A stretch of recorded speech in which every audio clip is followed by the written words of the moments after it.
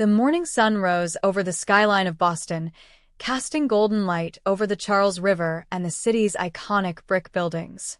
The air held the crisp coolness of early spring, and for 22-year-old Claire Anderson, the new season felt like a fresh start.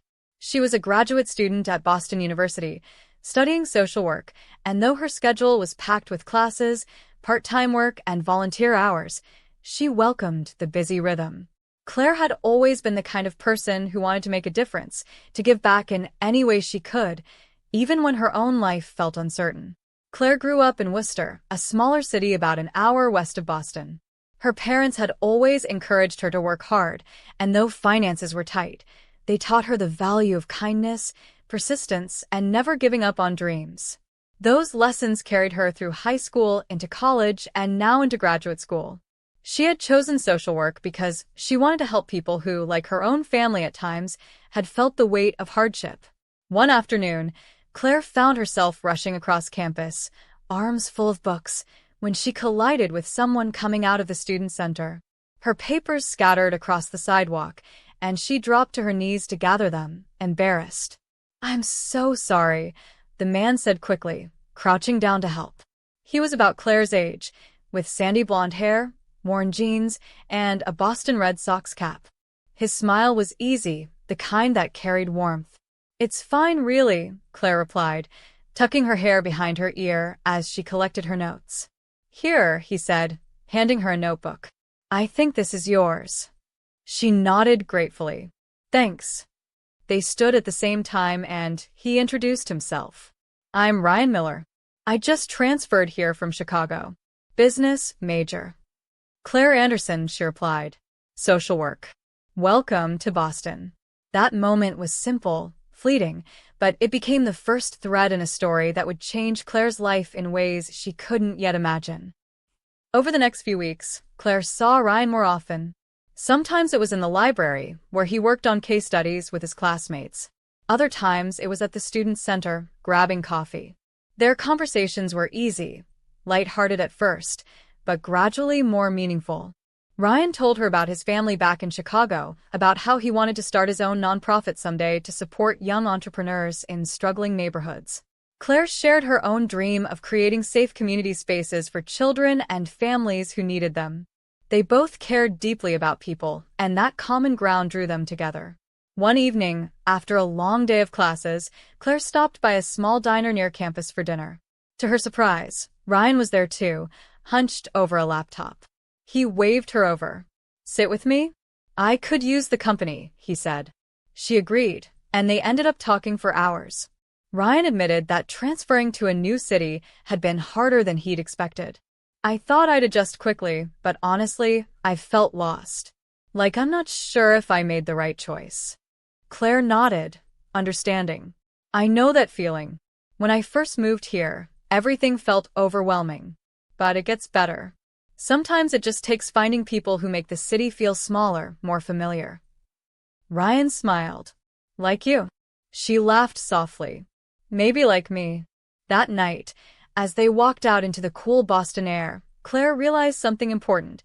Ryan wasn't just a classmate or a new acquaintance. He was becoming part of her circle, someone who could understand the challenges she faced and share in the small victories of everyday life. Their friendship grew quickly.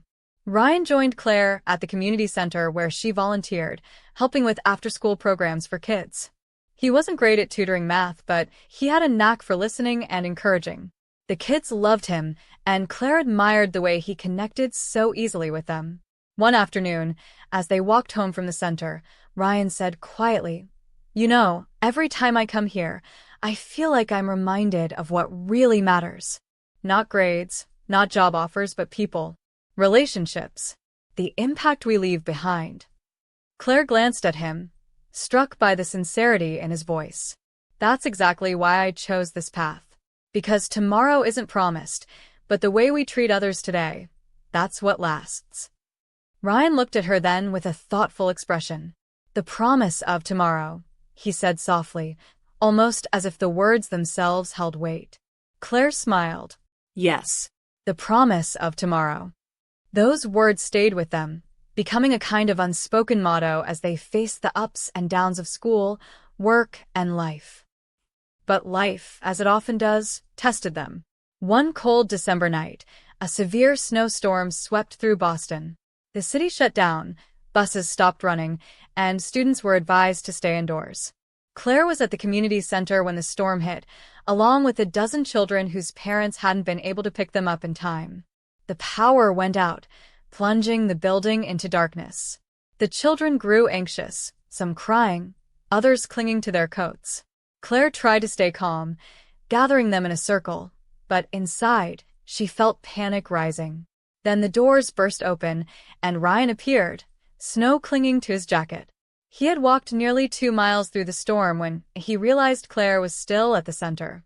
"I figured you'd be here," he said, slightly out of breath. Relief washed over Claire. Together, they calmed the children, lighting candles and telling stories to pass the time. Ryan pulled out his phone and played music softly, encouraging the kids to sing along. Slowly, the fear faded, replaced by laughter and warmth despite the storm outside. By the time the power returned hours later, the children were asleep on blankets, and Claire sat beside Ryan, her heart full of gratitude. "You didn't have to come," she whispered. "Yes, I did," he said simply. That night solidified something unshakable between them, a bond built not on fleeting attraction but on trust, loyalty, and shared purpose. They weren't just classmates or friends anymore. They had become family to each other, the kind of family chosen through actions rather than blood.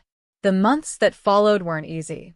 Claire struggled with her coursework, Ryan wrestled with doubts about his career path, and the community center faced budget cuts that threatened its future.